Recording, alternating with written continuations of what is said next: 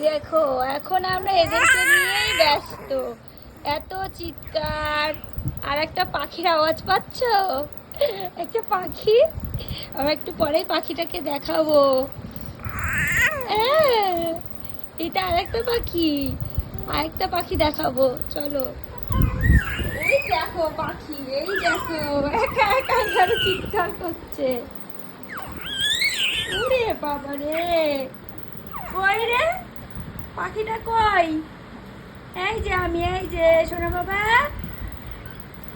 ও সোনা বাবা, কি চিৎকার করে, টের পাচ্ছি রে?